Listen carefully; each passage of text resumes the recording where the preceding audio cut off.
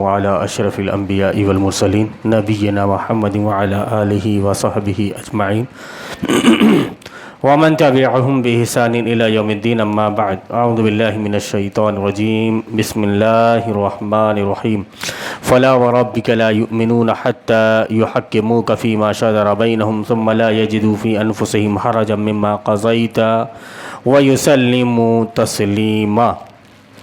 یہ سورہ نساء کی آیت نمبر 65 ہے. جیسا کہ ہم نے پچھلے درس میں ذکر کیا کہ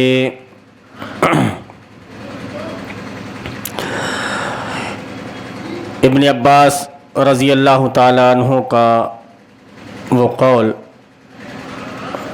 جو انہوں نے ذکر کیا حج تمتع کے بارے میں کہ میں کہتا ہوں کہ رسول اکرم صلی اللہ علیہ وسلم نے یہ فرمایا اور تم کہتے ہو کہ ابو بکر نے فرمایا اور عمر نے فرمایا. اور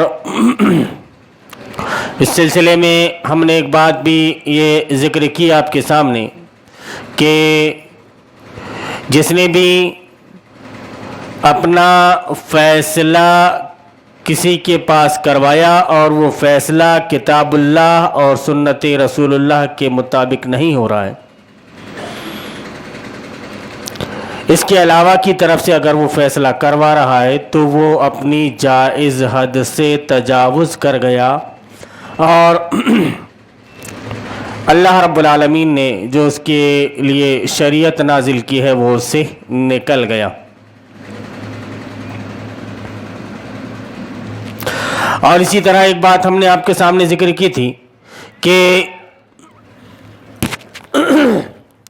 جس نے اللہ رب العالمین کے علاوہ کسی اور کی طرف فیصلہ کروانے کے لیے بلوایا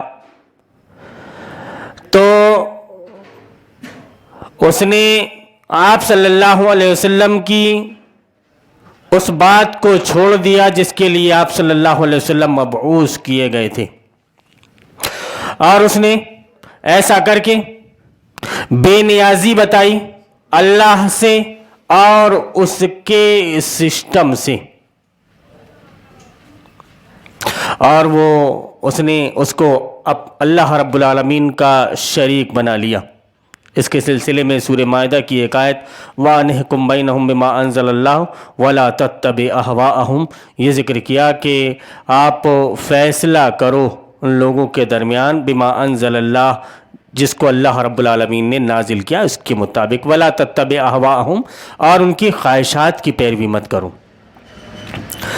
ایک آیت ہمارے سامنے ہے کہ فلا وربک لا یؤمنون حتی یحکموک فیما شجر بینہم ثم لا یجدوا فی انفسہم حرجا مما قضیت ویسلموا تسلیما.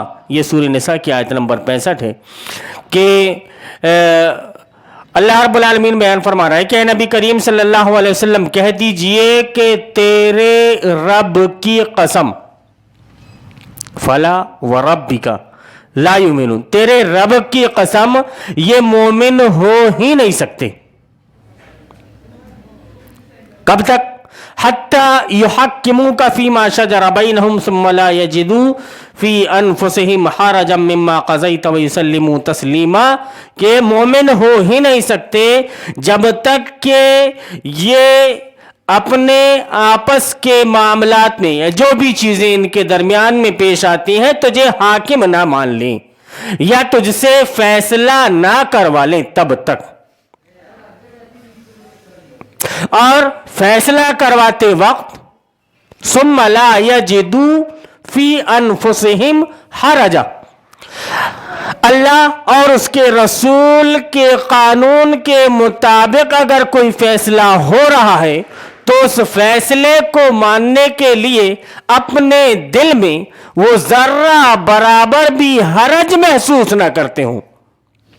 آدمی کے دل میں ایک کسک باقی رہ جاتی ہے کہ یار ایسا نہیں کرتا ایسا کر لیتا تو اچھا ہوتا، تو وہ کسک کو حرج کہا گیا ہے. آدمی کے دل میں کسی ایک گوشے میں لاشعور میں کوئی ایک بات چھپی رہتی ہے، وہ نکل کر باہر آ جاتی ہے کہ کاش میں ایسا نہ کرتا، ایسا کر لیتا تو مجھے فائدہ ہو جاتا. تو وہ کسی طرح کی تنگی محسوس نہ کرے، کسی طرح کا حرج محسوس نہ کرے یا کسی طرح کی کوئی تکلیف محسوس نہ کریں، تب جب وہ اللہ اور اس کے رسول سے فیصلہ کروا رہا ہے۔ کس سلسلے میں؟ جو بھی اس کے معاملات تھے اس کے درمیان اس نے کتاب اللہ اور سنت رسول اللہ کے مطابق فیصلہ کروایا، اور پھر اس میں کوئی بھی حرج محفوظ نہیں کیا، اور اس کو دل سے تسلیم کر لیا، دل سے مان لیا۔ تو یہ کہ فمن خالف ما امر اللہ به رسولہ بأن حکم بین الناس بما انزل اللہ او طلب ذلك اتباعا لما هواه ويريده فقد خلع ربقة الاسلام والایمان من عنقه، کہ حافظ ابن کثیر رحمۃ اللہ علیہ لکھتے ہیں کہ جس نے مخالفت کی، کس کی؟ جو اللہ کے رسول صلی اللہ علیہ وسلم کے اوپر نازل کیا گیا۔ وہ کیا؟ کہ لوگوں کے درمیان تم اس چیز سے فیصلہ کرو جو تمہارے اوپر نازل کیا گیا ہے۔ اس سے پہلے ہم نے ذکر کیا تھا کہ وَأَنِحْكُمْ بَيْنَهُمْ بِمَا أَنزَلَ اللَّهُ، کہ ان کے درمیان فیصلہ کرو اس چیز سے جو اللہ رب العالمین نے نازل کی، وَلَا تَتَّبِعْ أَهْوَاءَهُمْ، اور ان کے خواہشات کی پیروی نہ کرو۔ تو اللہ رب العالمین نے جو نازل کیا ہے اس کی اگر کسی نے مخالفت کی اور اس کی مخالفت کر کے اپنی خواہشات کو ترجیح دی، اپنی چاہت کو مقدم رکھا، ظاہر سی بات ہے کہ آدمی کبھی دوستی یاری کی وجہ سے لحاظ کر جاتا ہے، کبھی رشتہ داری کی وجہ سے لحاظ کر جاتا ہے، کبھی دوستی یاری کی وجہ سے، کبھی پڑوسی ہونے کی وجہ سے لحاظ کر جاتا ہے۔ تو ایک مسلم کو لحاظ کرنا چاہیے اللہ اور اس کے رسول کا، نہ کہ رشتہ داروں کا، نہ کہ قرابت داروں کا، نہ کہ پڑوسیوں کا، نہ کہ خاندان والوں کا۔ وہ لحاظ کرے تو صرف اور صرف اللہ اور اس کے رسول کا، اس کے علاوہ کسی کا لحاظ نہ کرے۔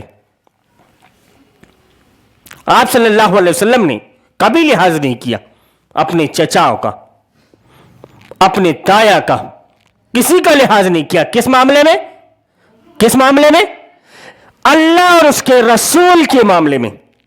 جبکہ آپ کو یہ بھی کہا گیا کہ وَإِن جَاهَدَاكَ أَن تُشْرِكَ بِشَيْءٍ مَا لَيْسَ لَكَ بِهِ عِلْمٌ فَلَا تُطِعْهُمَا، ماں باپ کے سلسلے میں کہ ماں باپ اگر اس بات کی کوشش کریں کہ تو اللہ رب العالمین کے ساتھ کسی کو شریک کر جس کا تجھے کوئی نالج نہیں ہے، جس کا تجھے کوئی علم نہیں ہے، فلا تطعہما، تو ان کی اطاعت مت کر۔ وہی اللہ رب العالمین ماں باپ کی اطاعت کا حکم دے رہا ہے، اور وہی اللہ رب العالمین اس بات کا حکم دے رہا ہے کہ تو ماں باپ کی اطاعت مت کر، لیکن دائرے متعین کیے کہ ماں باپ کا ایک دائرہ ہے، وہ اپنے دائرے سے نکل کر اس دائرے میں آ کر نہیں بیٹھ سکتے جو دائرہ اللہ اور اس کے رسول کا ہے۔ ظاہر سی بات ہے کہ اگر اللہ اور اس کے رسول کے دائرے میں وہ آ جاتے ہیں تو ایسے سلسلے میں تو اس معاملے میں آپ کو ماں باپ کی بھی بات کو تسلیم نہیں کرنا ہے۔ کیوں؟ کہ اب وہ ڈائریکٹ آ گئے اللہ کے آڑے، ڈائریکٹ۔ اب آپ کو اللہ اور اس کے رسول کی مخالفت پر آمادہ کر رہے ہیں۔ ظاہر سی بات ہے کہ جب کوئی آدمی اللہ اور اس کے رسول کی مخالفت پر آمادہ ہو جائے، اس کی مخالفت کرنے لگے، تو وہ مومن کیسے ہو سکتا ہے؟ وہ اپنے قبر میں اللہ کو جواب کیا دے گا؟ جو اس سے سوالات کیے جائیں گے قبر میں، ان سوالوں کا جواب کیا دے گا؟ کل قیامت کے دن جب کھڑا ہوگا تو وہ کیا جواب دے گا اللہ کے پاس؟ کیونکہ اللہ رب العالمین ماں باپ یہ ڈرونی دیتے ہیں۔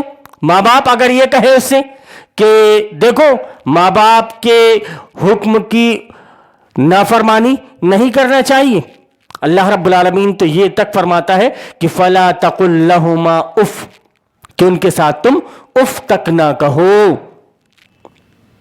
ظاہر سی بات ہے کہ علماء کرام سے سنائے انہوں نے بھی، تو یہ آیت آپ کے سامنے رکھیں گے تو آگے کی آیت آپ ان کو پڑھ کر کے سنا دیں۔ وَإِن جَاهَدَاكَ أَن تُشْرِكَ بِشَيْءٍ مَا لَيْسَ لَكَ بِهِ عِلْمٌ فَلَا تُطِعْهُمَا، کہ اگر تو اس بات کی کوشش کریں کہ تو میری نافرمانی کر، میرے ساتھ کسی کو شریک کر، تو فَلَا تُطِعْهُمَا، تم ان کی فرما برداری مت کرو، تم ان کی اطاعت مت کرو۔ اللہ رب العالمین یہ حکم دے رہا ہے۔ تو ظاہر سی بات ہے کہ آپ کو اپنی زندگی کے سارے معاملات کا حساب کتاب اللہ رب العالمین کو دینا ہے. اور اللہ رب العالمین ہی آپ کو بتا رہا ہے کہ آپ کو ماں باپ کی اطاعت اس دائرے تک کرنا ہے, اس دائرے سے آگے آپ کو نہیں جانا ہے. تو اب آپ کا فرض یہ بنتا ہے کہ آپ اس دائرے سے آگے نہ جائیں. تو وہیں کہ او طلب ذلك اتباعا لما يهواه ويريده, کہ کوئی چیز اگر وہ چاہ رہا ہے, اس کی خواہش ہے, نفس کا غلام بن چکا ہے, وہ نفس کا غلام بن چکا ہے, وہ اپنی خواہشات کو مقدم رکھ رہا ہے, اللہ رسول کو مقدم نہیں رکھ رہا ہے. اللہ رسول کو مقدم رکھا ہوتا تو اللہ اور اس کے رسول کی کتاب کے مطابق فیصلے کروا لیتا, لیکن اس نے اللہ اور اس کے رسول کو مقدم نہیں رکھا, اپنی خواہشات کو مقدم رکھا.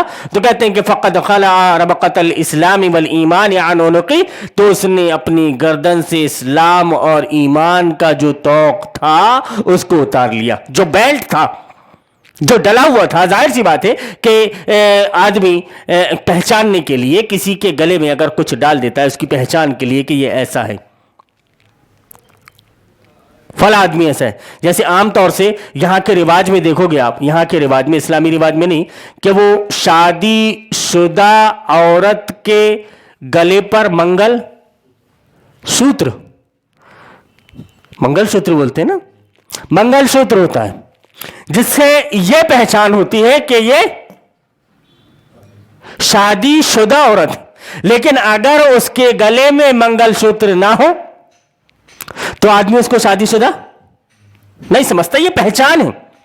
اور اسلام کی پہچان یہ ہے کہ آپ اللہ اور اس کے رسول کے مطیع اور فرما بردار ہیں. اگر آپ نے اللہ اور اس کے رسول کے حکم کی فرما برداری نہ کر کے اپنی خواہشات کی بات مانی تو گویا آپ نے اللہ اور اس کے رسول پر مقدم رکھا اپنی خواہشات کو, جبکہ آپ کو کرنا یہ چاہیے کہ اللہ اور اس کا رسول مقدم ہو. لیکن آپ نے ایسا نہیں کیا, آپ نے کیا یہ کہ اللہ اور اس کا رسول مقدم نہ ہو بلکہ ہماری خواہشات مقدم ہو.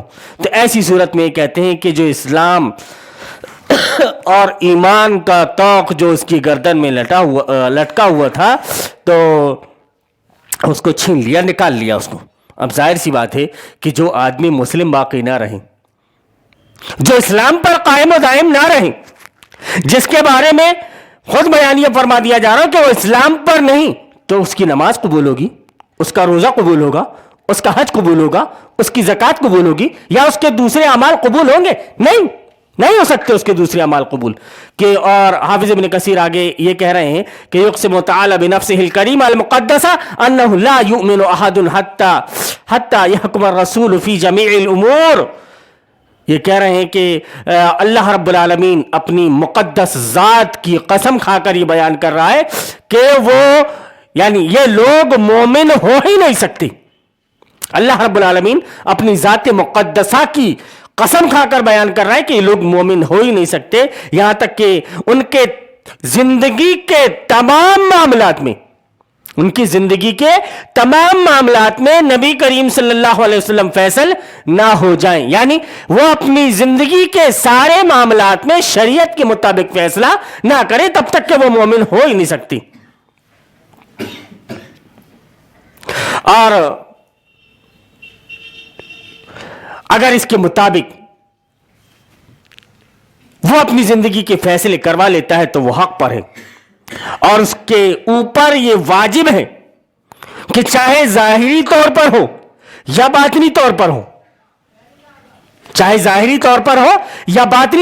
اسے اللہ اور اس کے رسول کو حق کے احکام کو ماننا ہے اور اس کے مطابق فیصلے کرنا ہے.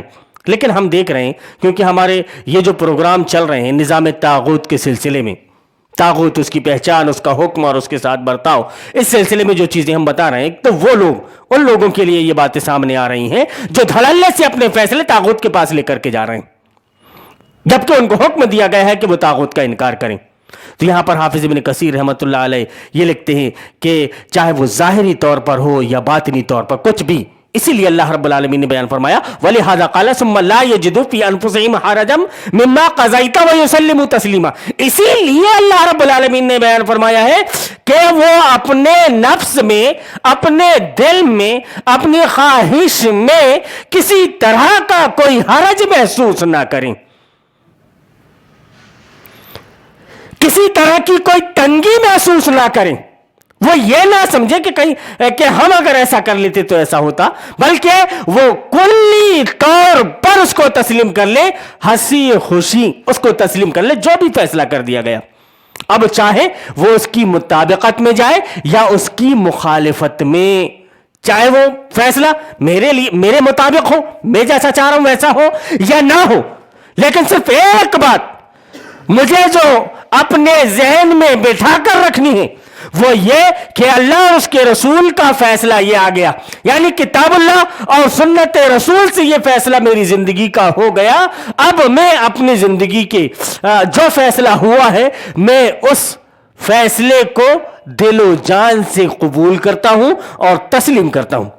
اب میں اس فیصلے کے سلسلے میں ذرہ برابر بھی تنگی اپنے دل میں محسوس نہیں کروں گا.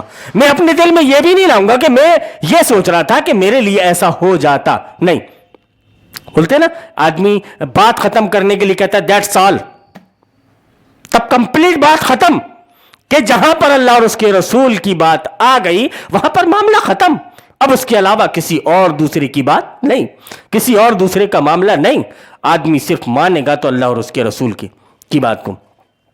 اے اذا حکموک یطیعونک فی بواطینہم فلا یجدون فی انفسہم حرجا مما حکمت بہ، کہ اے نبی کریم صلی اللہ علیہ وسلم جب آپ لوگوں کے درمیان میں کوئی فیصلہ کر دیں تو وہ آپ کی اطاعت کریں، باطن سے بھی آپ کی اطاعت کریں، اور وہ اپنے نفس میں کوئی حرج، اس فیصلے کے سلسلے میں کوئی حرج محسوس نہ کریں جو فیصلہ آپ صلی اللہ علیہ وسلم نے کر دیا ہے.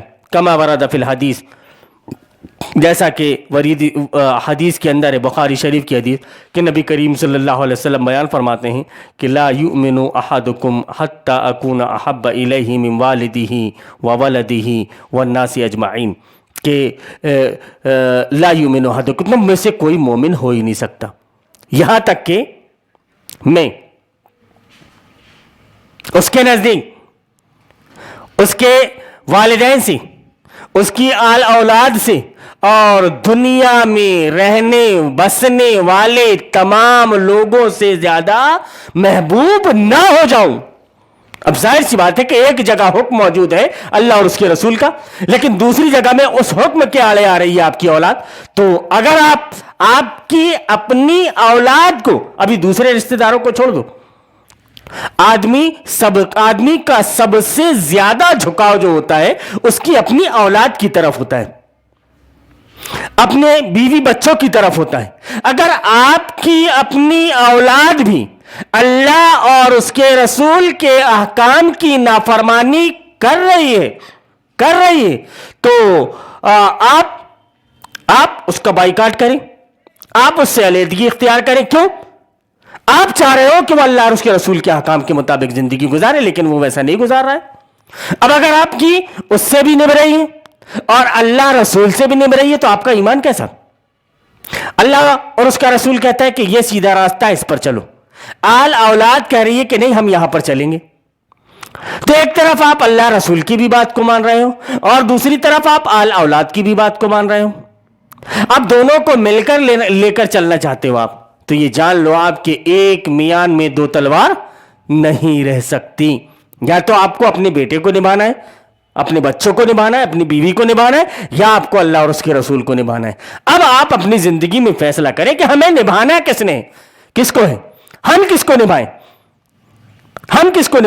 اگر ہم نے اللہ اور اس کے رسول پر ایمان لایا ہے تو یہ بخاری شریف کی یہ حدیث جو بہت مشہور حدیث ہے، جس کو آپ بارہا سنتے رہتے ہیں کہ آدمی مومن ہو ہی نہیں سکتا جب تک کہ میں اس کے والدین اور اس کی آل اولاد बीवी बच्चों से ज्यादा महबूब ना हो जाऊं और दुनिया के तमाम लोगों से ज्यादा महबूब उसके नजदीक में ना हो जाऊं, तब तक कि वो मोमिन हो ही नहीं सकता। गोया यहां पर ये सर्टिफिकेट मिल गया कि कौन आदमी मोमिन हो सकता है और कौन आदमी मोमिन नहीं हो सकता। यहां पर इस चीज को असल में बयान किया गया है कि आपका जो दिली लगाव है, आपका जो दिली लगाव है वह अल्लाह और उसके रसूल के साथ ज्यादा होना चाहिए। एक साहबी रसूल के बारे में आता है कि वो बयान करते हैं, जब यह हदीस उनके सामने आई तो वो बयान करते हैं कि अल्लाह के रसूल सल्लल्लाहु अलैहि वसल्लम, जब तक हम आपके पास में होते हैं, जब तक हम आपके पास में होते हैं तो आपसे ज्यादा महबूब कोई नहीं होता,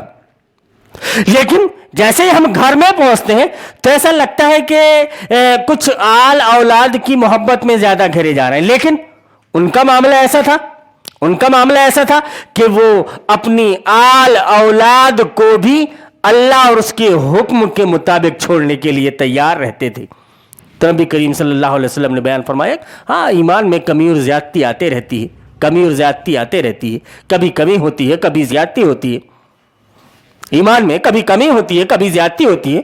अल ईमान यज़ीद व यनक़ुस, कम होता है, ज्यादा होता है। अब जाहिर सी बात है कि अब आदमी अपने अहलो अयाल के अंदर है तो उनसे मोहब्बत करेगा। और थोड़ी देर के लिए यह होता है कि अब जाहिर सी बात है कि आदमी यहां से दर्स से उठ करके गया, सुना उसने, यहां पर जब तक कि वो सुन रहा था उसको लगा ऐसा कि नहीं, हमें अल्लाह और उसके रसूल का फर्माबरदार होना चाहिए। लेकिन वो जाकर अब अपने घर में अपने बाल बच्चों के साथ में है तो कुछ मोहब्बत बाल बच्चों से भी करता है आदमी।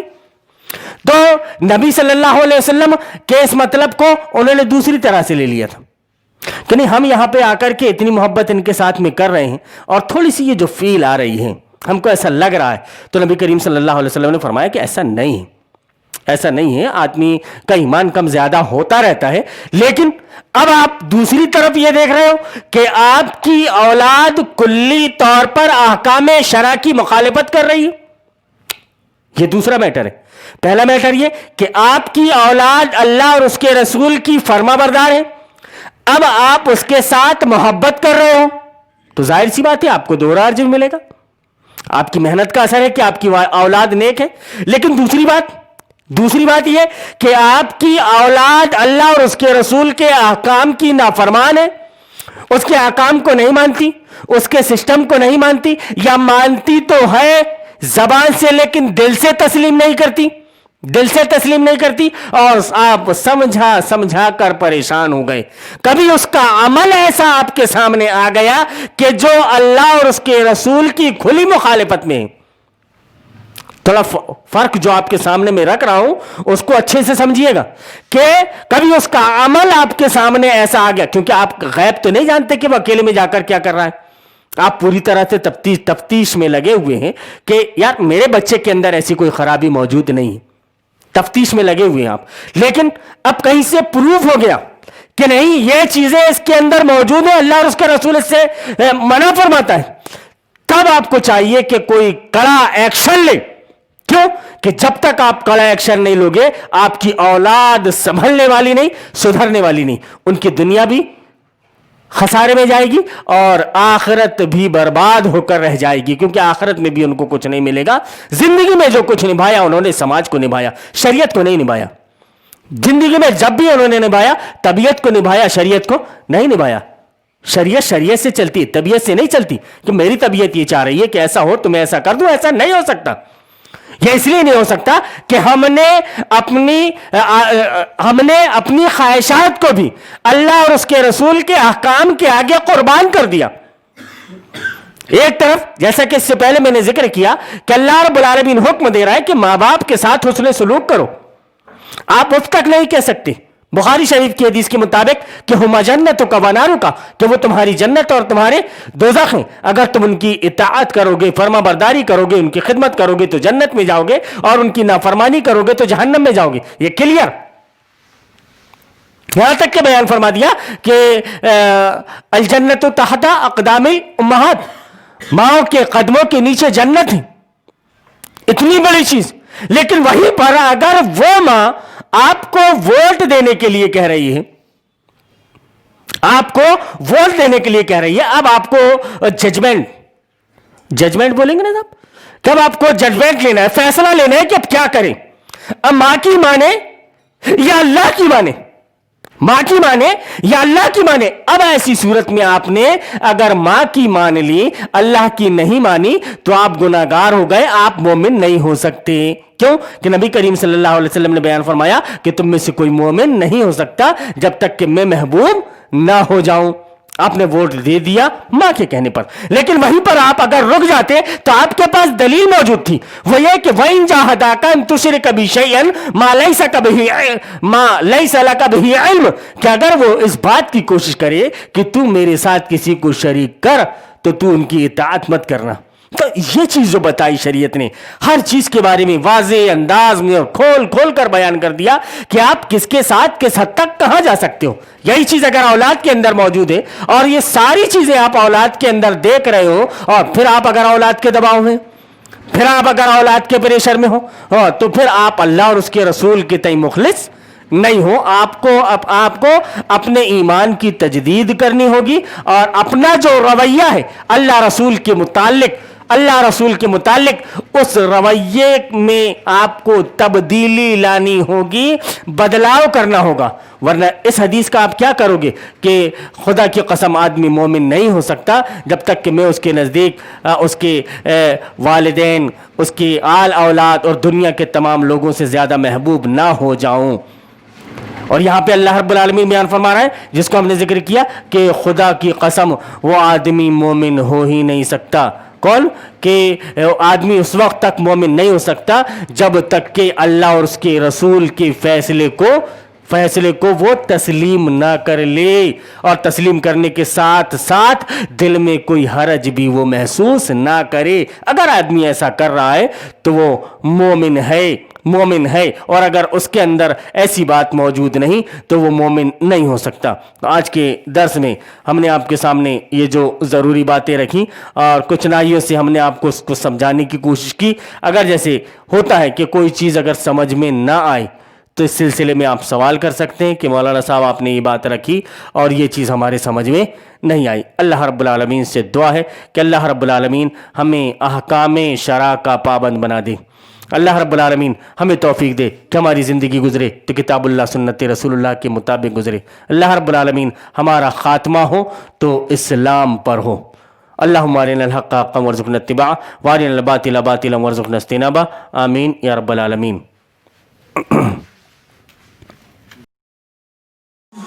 لوگوں کا رد و قبول ہرگز حق و باطل کا معیار نہیں ہے۔ لوگوں کی اکثریت اگر اندھیروں میں بھٹکنا اور ٹھوکریں کھانا چاہتی ہے تو خوشی سے بھٹکے اور ٹھوکریں کھاتی رہے۔ ہمارا کام ہر حال اندھیروں میں چراغ جلانا ہی ہے، اور ہم مرتے دم تک یہی کام کرتے رہیں گے۔ ہم اس سے خدا کی پناہ مانگتے ہیں کہ ہم بھٹکنے یا بھٹکانے والوں میں شامل ہو جائیں۔ خدا کا یہ احسان ہے کہ اس نے ہمیں اندھیروں میں چراغ جلانے کی توفیق بخشی۔ اس احسان کا شکر یہی ہے کہ ہم چراغ جلاتے جلاتے مر جائیں۔